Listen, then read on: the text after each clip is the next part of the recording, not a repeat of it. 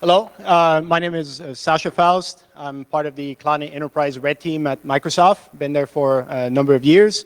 And I'm co-presenting with Andrew Johnson, who's also part of the Azure Red Team, or what we used to be called Azure Red Team. Now I got to change the wording in Cloud and Enterprise. We sort of expanded a little bit. So we'll be talking today about cloud post-exploitation. For obvious reason, we can't really provide info in terms of how to do the initial break-in, but we'll provide some pivoting opportunities and kind of explain, kind of provide an overview of the cloud. So a couple of takeaways here is kind of a quick crash course on Azure and cloud overall.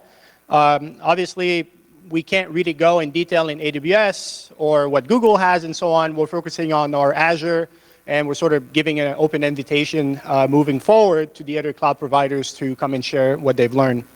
So we'll provide cloud pivoting trends, blue trends that we're seeing in terms of detection, what is really making our life a little bit harder and from a red team perspective, and some countermeasures.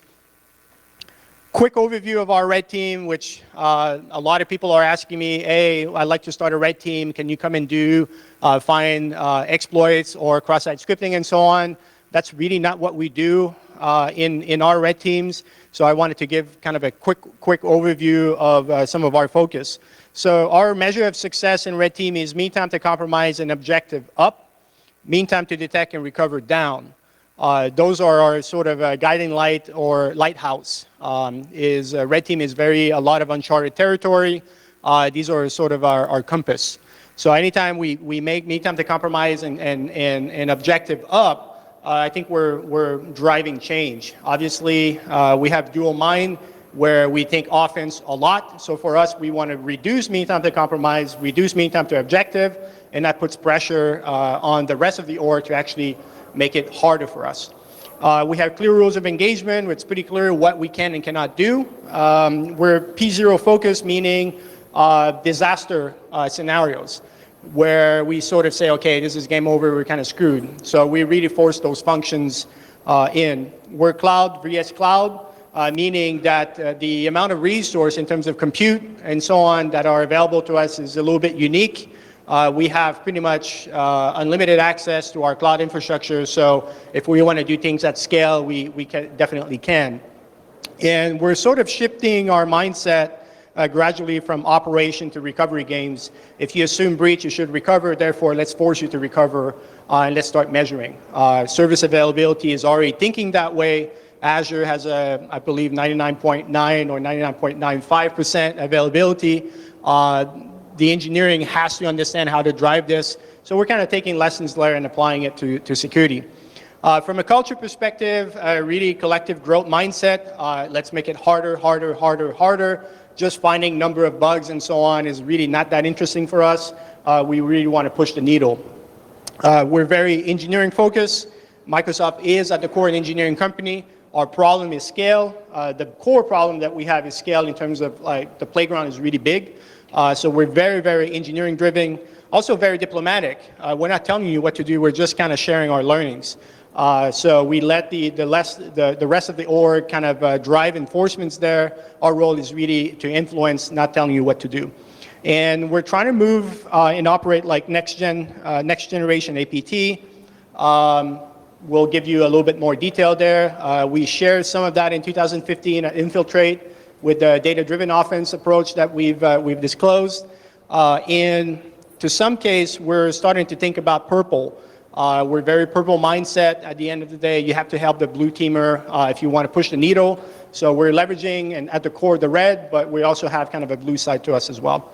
So that's it in terms of the team's introduction. I'll let Andrew kind of give you a very quick crash course on Azure. Thank you. So there's a quick crash course on Azure, not really how to set up a VM, but what you need to know to attack it. And I'm going to draw a lot of parallels to way services were run before the cloud. So a super simple diagram, if you were running a production domain in a data center, you were running a service, it might look something like this, especially if it was a Windows-based service. So you had your own private network, you monitored all of the ACLs, You had ingress and egress monitoring, and everything was a machine. Everything was an operating system. You had file servers, application servers, and they were all connected to some root of trust. In Microsoft's case, that's obviously Active Directory, and that ran the service. And you pretty much had full control over each of those pieces. In the cloud, it's very different. If everything is connected to the cloud, and nothing is just a machine. Sure, you can just have a VM up and running in the cloud, but if you're actually scaling your service to cloud scale, then you really shift from everything as a machine to everything as a service. So where you used to have a SQL server before, or a set of SQL servers, you now use SQL Azure as a service. Where you used to have storage before, and file servers and massive SAN arrays, now you have Azure Storage or other blob storage providers. So instead of everything being internally and having its own root of trust, it's now all connected to the cloud, and it's all public. So we really call this the cloud mindset, and we can actually draw quite a few parallels in attacking from what we used to do in a domain-based system into the cloud system, as long as you shift your mindset a little bit. So instead of thinking about servers, you now think about services. If you are attacking a service in Azure, you're going to be going after that service's services that they use in Azure. So for attackers, that really means that the domain has now become the subscription. So when you set up your cloud subscription, you have identities that can run that subscription. So those identities have now become the domain admin. So if normally you would breach into a data center or a network that was running something, you would now breach the identities of that subscription admin. Because the cloud isn't running in a domain, there is still sort of this domain concept around subscription admins. And so that means that our attacks change quite a little bit as well. So pass the hash has now become the credential pivot. I mean, pass the hash worked so well because in that domain environment, there were only a handful of auth mechanisms. You either had your NTLM keys or maybe a Kerberos ticket, and you could pass those along. In the cloud, there's many types of keys. So now you have storage account keys, SQL connection strings. Almost each one of those services has its own type of key. And so it becomes collecting those which actually give you access to what you need. If you really think about it, when you're attacking a cloud service, you're really going after the customer data, and that's rarely sitting on a VM. So in the production domain, you would just hit the file service. You could probably get most of the information you needed, or hit the SQL box. In the cloud world, you're going to actually need to hit those individual services. Everything is running on public IP addresses. This is one of the staples of the clouds. Now there can be all sorts of fancy network rules and firewalls in place, but in the end, those services are publicly accessible. And the management has changed quite a bit as well. So in the domain environment, whether you're running Windows or Linux, you're going to be doing a lot of RDP and SSH. Now that kind of turns into management APIs. So the cloud has a set of APIs that lets you manage all those assets and do the same type of tasks that a domain admin would do back in a production domain. So that was our really quick crash course into what you really need to know. Now we're going to try and talk about a couple pivots that are not really new to the world, but have been adapted from old style thinking into the cloud. So here, like we showed before in 2015, and if you're attacking a domain, you're certainly using some of the newer graph systems out there. So we represent everything in terms of a graph. So if you have a subscription and you have either access to that subscription or access to one of the storage accounts in that subscription. Someone leaks some credentials, and now you have a storage account. In Azure, IaaS VMs, so individual VMs, store their hard drives in the storage system. So if you have access to that storage system, either because you're the subscription admin or you have the storage account, you have access to that VM. And you can get that by either just downloading the VM, which will probably actually give you everything you need. Like I said, in the cloud world, VMs aren't as important. They're not storing their data locally. They're storing them in some other type of service. So you can easily just start Azure Storage Blob Copy, download that VHD, open it up, extract anything out of it that you need. If you do need to actually get on to the VM, you can wait until that VM has been turned off. The blob actually gets locked while it's on. And then you can replace the VHD. So you can download it, make any modifications, install anything that you need, put the VHD back into storage. Next time the VM boots, you'll get your code running.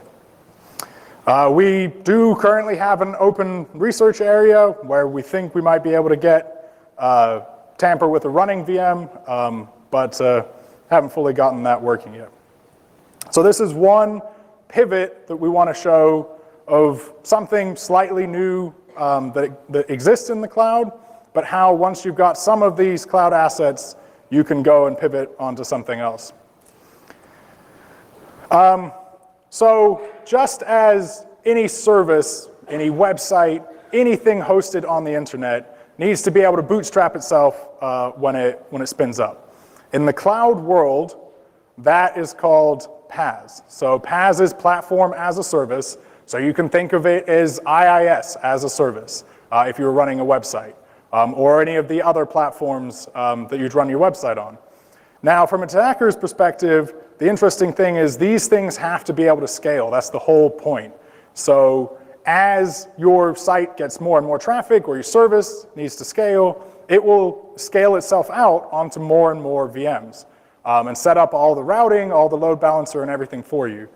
From an attacker's perspective, that means that this PaaS instance, this PaaS service, needs to have everything it needs to bootstrap new VMs, which means that it has all of the credentials it needs for the service to run. So in the Azure world, we call these cloud services, and they're made up of 3 parts. There's a certificate store that's actually part of the service.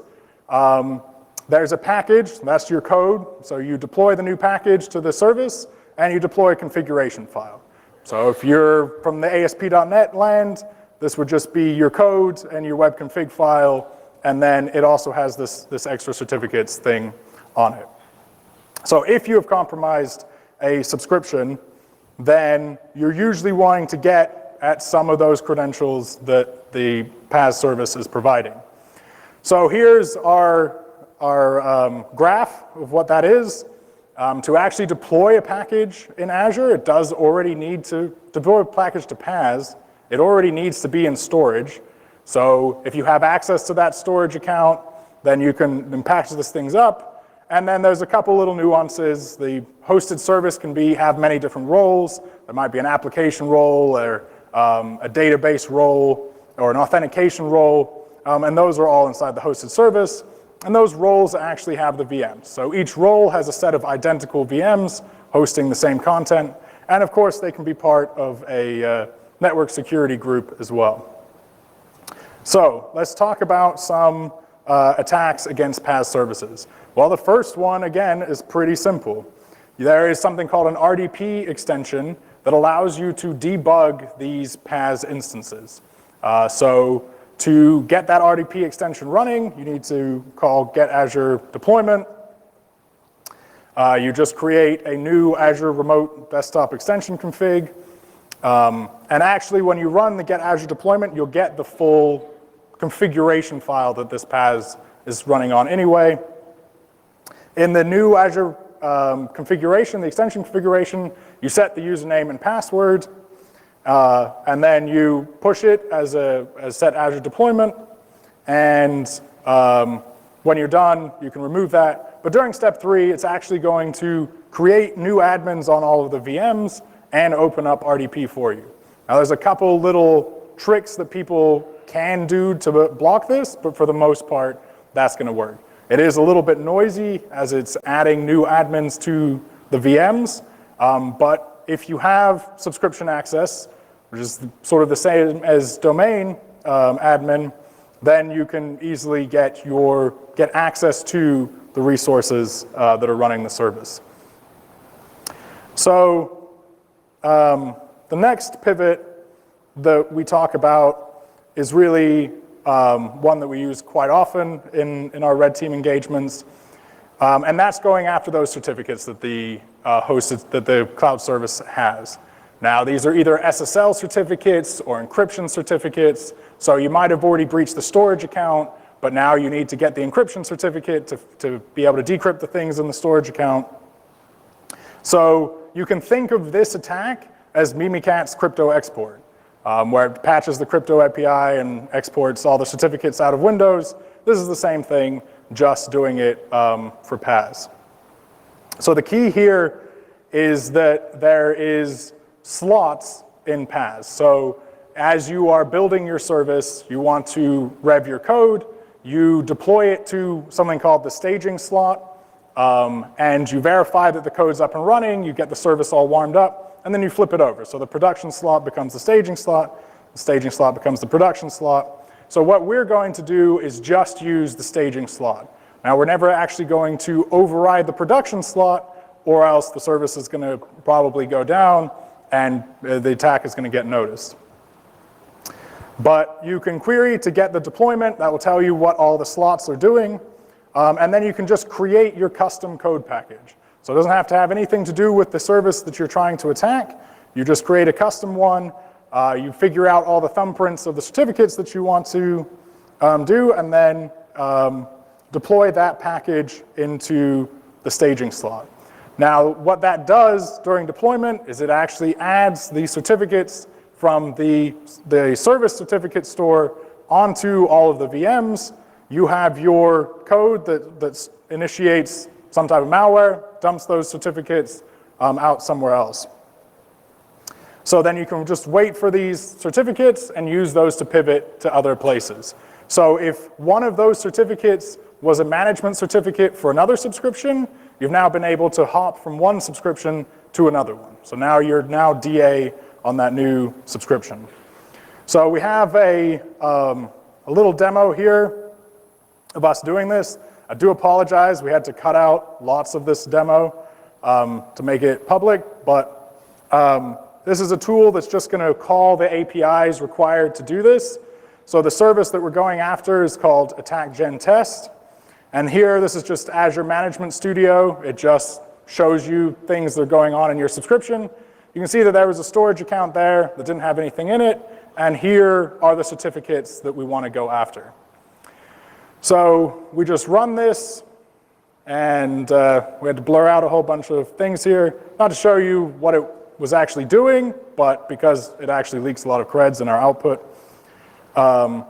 So what that's doing is building this new basic package and deploying it into the cloud service. Now, when that package boots, it's going to load our malware, it's going to dump the certificates and put them into that storage account. So here you can see it. There's two different deployments running in this cloud service. The top one was the previous service there that was called diagnostics role. So that's the production deployment. And that's what's actually hosting all of the live traffic. And then we just deployed into their service, into our breach subscription, we deployed into the staging deployment. Now we just wait for our VMs to spin up. As soon as they spin up, it's going to start that malware and dump out all the certificates that we need. So this isn't really a crazy new idea. People have been doing build system attacks and deployment attacks for a while. This is just how, if you think of the cloud as an operating system, this is just how one of the ways that you can get the certificates out. So now the deployment has finished, and if we now refresh our storage account, we've been able to extract all of those certificates out of the cloud service. So that's was just a really quick demo trying to show some of the things that we do, especially around getting these certificates. If this was a website or that was hosting traffic, those certificates would probably include the SSL cert that we would need to start manning the middling traffic to that service. And so along those same lines, if you actually want, instead of just getting the certificates out of the hosted service, maybe we do need to actually RCE the service. So again, if you have access to either the subscription or in this case, the storage account, then you can actually RCE the service by mostly the exact same way. So what we need to do is, instead of going after the staging slot this time, we're actually going to grab the production deployment. So the actual code that's running live in the cloud. We can do that by calling get package. That will put it into a storage account, and we can just download that package from the storage account. Inside that package is all the code. We just find an elevated task that we can use to bootstrap our malware. You can actually create one. It's just a lot more complicated. The packages do have file hashing. They do not have any type of signing, so they just have file hashing for integrity. So update all the file hashes inside of this package, and then actually redeploy the production service. As you redeploy the service, as long as you do it with the upgrade flag, it actually doesn't create new VMs or throw anything away. It just tells each VM to start running a different version of the code, which means that you're not going to have any downtime in the service. So as soon as your code bootstraps your malware, and now you actually have RCE on all of the VMs doing it. Depending on which service you're going after, could be thousands of VMs running that service. So make sure that your malware can actually handle that amount of callbacks. The last one that we'll really talk about is sort of the hybrid pivot. In the end, these identities that people are using for the cloud can exist in many different places. You could have, be it your Hotmail account, or you can actually use, Azure Active Directory and link it back to your on-prem directory. So if you are attacking someone that has an on-prem domain, then if you can get those identities that are used to do the subscription, then you can then pivot into the subscription. So the two graphs meet at many different places, what is actually available in the cloud and what their domain infrastructure actually looks like. So we just want to point out that these exist. There's certainly other pivot opportunities, especially in the hybrid case. Some people have actually linked their networks into Azure, so you can ride that network traffic directly in. But those are the pivots that we wanted to talk about. Now Sacha's going to come up and talk a little bit about persistence once you've been able to actually compromise the service. Good. So we do have plans to release code. There's some complication there where we can't just release the attack code. We have to release kind of a purple package. So expect some code release coming up from our team, hopefully this year. I'm pushing pretty hard on it. In terms of persistence, we've seen a couple of pivoting. We kept it fairly simple, but kind of highlighted some of the pivoting opportunities that we have found. There's obviously a lot more. We'll gradually kind of start releasing them. So in terms of persistence, it's pretty basic. Hopefully the pyramid kind of represents the impact. Obviously, if you have compromised the identity, you kind of have everything below and so on and so forth. So subscription would give you storage account gives you cloud service, and so on. So we wanted to highlight a few areas where we have persisted in the past. So in terms of identity, these are service principals. So service principal support multiple password. So think about primary key, secondary key, or primary credential, secondary credential, and actually third, fourth, fifth, sixth one. So you can always add creds in there in the service principal world and start adding credentials that they may or may not be aware of. Also, monitoring on those service principal is key, but we're obviously not necessarily seeing this across the board. So simple persistence, add an additional password to the identity. There's also plenty other type of persistence at identity level. Basically, application provides a lot of options. Think about email with forwarding rules and so on. So I think the crowd is very well aware about some of those. you can definitely do that in identity in the cloud. Subscription, Andrew mentioned that the subscription is the equivalent of a domain. So, in your domain, you add domain administrator or domain administrator through proxying and so on. The same tactic that you may have used in domain infrastructure will work in Azure or globally in the cloud. So adding subscription administrator, management certificates, and so on, definitely areas where you can persist. They do support multiple subscription certificates, so again, you can add multiple ones as well. Storage account, they have storage account keys. We have plenty of those out there. I look at GitHub, for example. There's been plenty of cases where cloud credentials have been leaked through GitHub check-ins. Basically, there's plenty out there. So storage account, looking at a secondary key, for example, might be useful. Leave the primary key intact, use a secondary key, and they'll find out whenever they roll over the creds, which they may or may not be doing.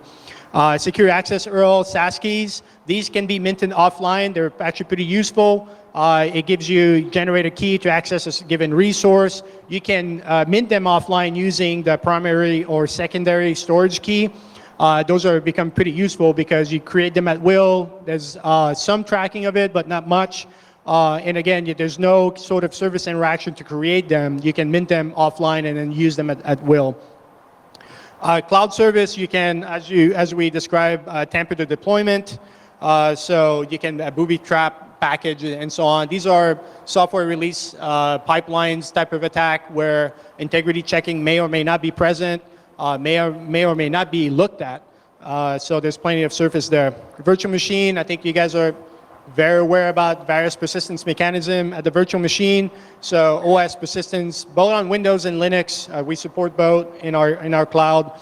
So you can override the VMs, you can do shadow copy. Shadow copying is basically copying a VM while it's running. So Azure does provide you that capability, which means that whenever, for example, you can create a SAS URL for a storage account and you use it once in a while just to pull the VM down, look at what they've been doing, get the creds and use it for something else. Credential reuse could be something that might help you moving forward.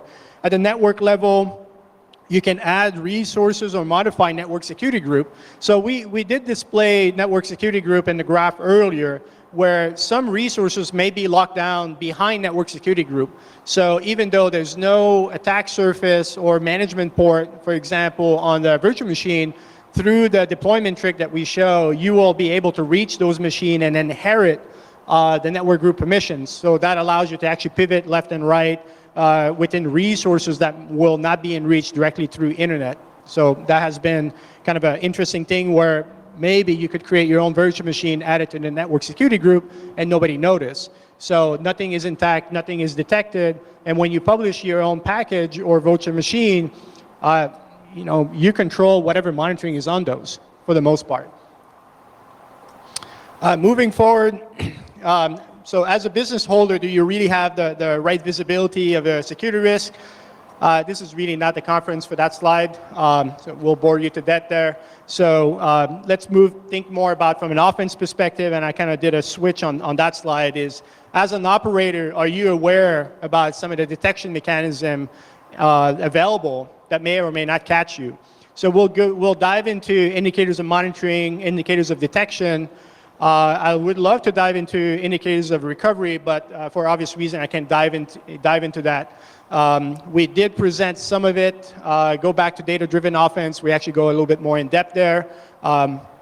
So what I'm basically, the intent of this content is more about sharing some of the trends that we're seeing on the market and some of the things that are really making our life a little bit harder, which is good, but some of them are giving us some good head scratching. So the rise of anomaly detection, this is becoming kind of a buzzword, but beyond the buzzword, in the field, this is causing us some pain. Like, we're starting to get caught in areas that we haven't got caught before, and when we start talking about blue team, they're like, oh, okay, this is great, the algorithms are working. It's that we don't know specifically what we caught, but we know we caught you doing something that was abnormal to the system. So this is kind of starting to get a little bit challenging. So there's the Twitter, basically, anomaly detection R package. We're seeing this trend left and right in the industry. There's the Google partnership with Tatvik as well. I hope that was Google. Maybe it could be AWS, but I believe it was Google.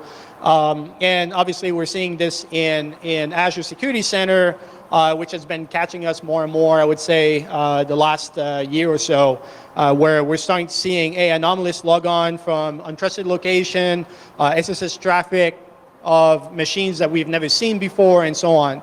And they're also being released as an API, so it's an open platform. Blue teamers or purple teamers can start looking at this, or even from an attacker perspective, you can start leveraging this and see, okay, they're on to me, because I'm starting to see connectivity that normally I haven't seen. So that's been kind of interesting, really kind of a pain in the butt lately, which is a good challenge. We want to make it harder and harder, so these things are happening. From a communication perspective, it's also interesting. Blue team and red team used to work in isolation. There's this concept of purple teaming, which I've dived into a little bit more on a presentation I did this year called Scaling Red Team, where I dive a little bit more in terms of, I've shared a little bit my purple mindset there. But the reality is the blue teamer and red teamers are starting to talk more and more. So some of you may have seen this in the sort of public sector, but I would say private sector, it's starting to happen. And the mindset are starting to be shared as well. So traditionally, red teamers or attackers are thinking in graph, and blue teamers are thinking in lists. I personally think list thinking is very inefficient. It doesn't work with my personal wiring. So I've always seen things in pictures in my head, so graph was kind of illogical. So what we're seeing with the purple teaming is the graph thinking is there, the sharing is there. Overall, we're starting to develop a communication platform in a formalized way that could be peer reviewed. So there's no longer just kind of a narrative and kind of cross your finger, hope that the audience is understanding. We're starting to look at the same infrastructure together, and we're starting to play games together using the same platform. So it's getting really interesting, and we're seeing advancements there. We're definitely benefiting from that. A good example, and this is a team that's been on the receiving end of good red teaming. And again, red teaming is not just app level bugs. It's set an objective and figure out a way to get there. It could be through software, it could be social engineering, it could be physical, or in some case, you use leaning tactics, which obviously in the corporate world we can't do. So there's a good presentation there on Office 365 security in terms of how do they leverage graph approach to start doing really interesting detection.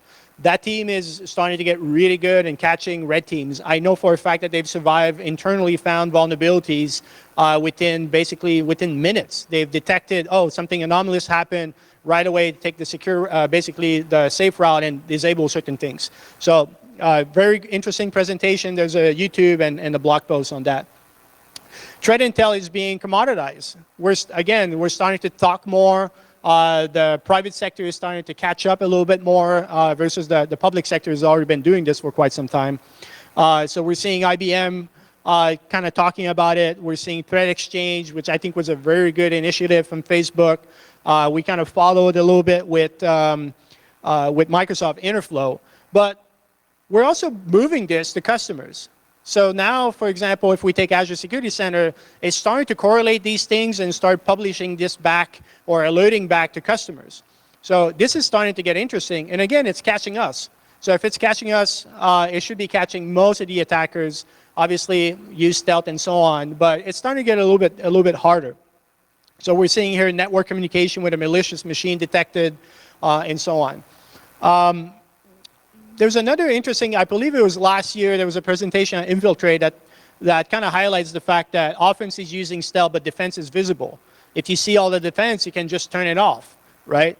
We're starting to see a trend of stealth being used for defense. So we had good feedback during the initial run with the Infiltrate team, the conference team, and they kind of gave us a good pointer there.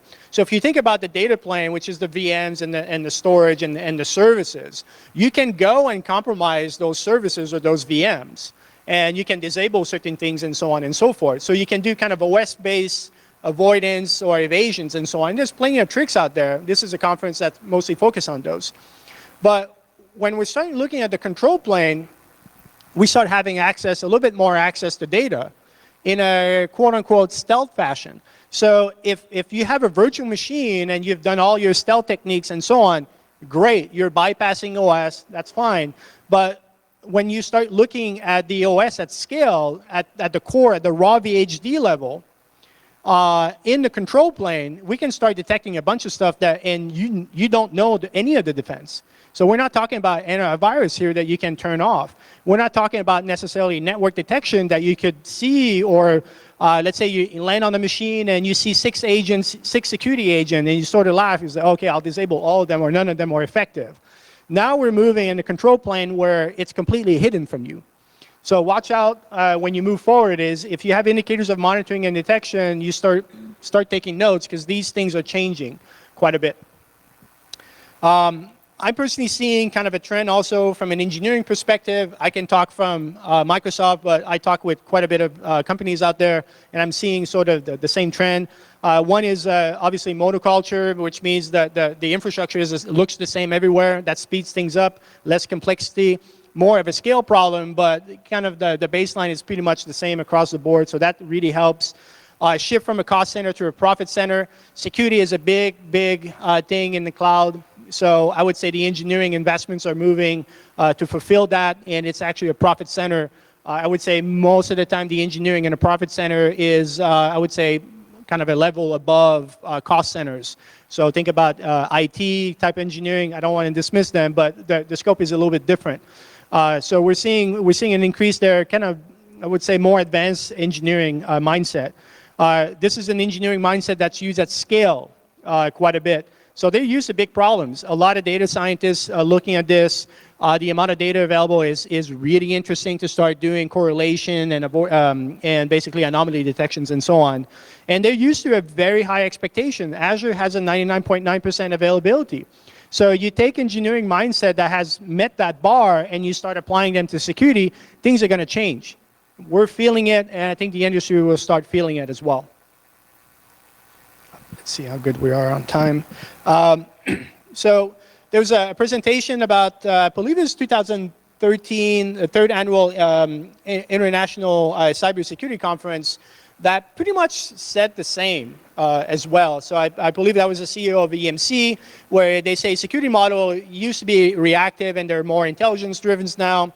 Intelligent-driven security model, and sort of a shift in security practitioners where they say migrate to big data control, a lot of data scientist skills. Even when we presented 2 years ago, I brought somebody from machine learning with me who's actually looking at how to bypass machine learning detection, but also how to use machine learning to actually go do offense, which was kind of interesting. And a lot of external threat intel. So we're not the only one saying this. This is really good presentation. I would say the market is moving in whatever that person, I forgot his name, unfortunately. He's actually, executive chairman of RSA. But it's really good presentation, gives you kind of a heads up of what's coming up. The assume reach mindset in the engineering is a little bit different. We used to think about security in terms of protect only. Oh, let's protect overflow and so on and so forth. But the reality is you have to do protect, detect, and response. So that changes the engineering mindset a little bit, where we're shifting away from, okay, let's just build this huge wall. Let's assume the wall will fail. Would we know about it, and can we recover from it? Very similar to fault modeling approach, but now being applied in security. So the idea is that as you have friction with the environment, you should actually at least have a signal. Now, do you listen to that signal is the next step. But people are starting to really adding a lot of, not necessarily auditing, but signals. Oh, something happened here. Let's take a look at it. And I would say, from our perspective, we're starting to get caught more and more with those little tiny investments in certain APIs. Oh, there's like malformed data there. So the idea is that as the attacker is moving, they might be able to move, but they actually they ring a little bell left and right, and it's really up to you to go gather those bells. So I forgot who made that picture. I'd like to give credit to it, but I couldn't find who did it. This didn't come from me. I thought that was a really good representation of sort of our experience in the assume breach. Let's talk briefly about countermeasures. I think I have a couple of minutes. So how do you counter that? How do you counter those trends? And earlier in the presentation, I talked about next-gen APT. So this is a little bit more detail here. So traditional APT, from our perspective, we see it as good targeting, effective recon, a lot of tool practice, advanced persistence, social engineering, somewhat sophisticated planning. That's been going on for quite some time. A lot of people believe APT kind of operates at that level. What we're trying to operate it at, and what we're kind of already seeing and anticipating more and more, is more of a really intelligence-driven, applying machine learning to the process, both from an offense and defense, very persistent, basically don't give out all your, don't look the same every time you go compromise, because you'll get your fingers pointed at you. So vary your persistence up to even emulating other attackers. We're seeing this in the quote-unquote public sector. We're starting to see it in private as well. Diversions, I love playing this game. It's a little bit challenging in enterprise, is start creating diversions. So you compromise an infrastructure, give out all the creds online, and says, oh, here's free creds. Now you have to deal with basically a whack-a-mole while you're navigating through the network, because all the kids are going to come in and start creating noise, right? So diversionary tactics is really effective. You're going to really piss off your blue team if you start doing this at a red team, but I think it starts a good conversation. Multi-front attack, really look at all attacks. So we're looking at not just physical, not just computers, cell phones, and so on. So start basically doing a multi-front attack, confuse the blue teamer as much as possible, and also confuse the machine learning that's behind it. Don't get me wrong, we're starting the anomaly detection. It doesn't mean it's solid, right? So start playing different tactics with them, confuse the system a little bit, and start looking at how can we actually fool the machine learning behind the detection. It can be a pretty fun game. We dive into it a little bit, as I said, in 2015. That's the link. Infiltrate is always really good at kind of giving out all the videos from the presentation. So if you want to dive a little bit more on that, go see the video. Also, speed kills. So you may have a desire to persist, right? Red teaming, sometimes we want to persist, it depends, but speed kills. So automate your decision loop. Really go fast. If you go really fast, they're not going to catch up to you. You can do smash and grab operation all day. So if you're operating faster than they replicate logs, you're free. Now, assume you're going to get caught, but just go get to your target as fast as possible and walk away, right? So automate your decision loop. Do it at scale. So I'm kind of providing an ODA loop kind of structure there, where we call those smash operation is when we fully weaponize a particular TTP and we apply our decision loop there, then we call those smash operation. We just take everybody down with it. So that really forced kind of the needle in terms of pushing the blue team quite a bit. So it goes back to operate fast, operate really fast. So that's one of our countermeasures. We'll deep dive a little bit more, maybe in the next few years, where we'll provide a little bit more information. But I think we're good on time. That's it for me.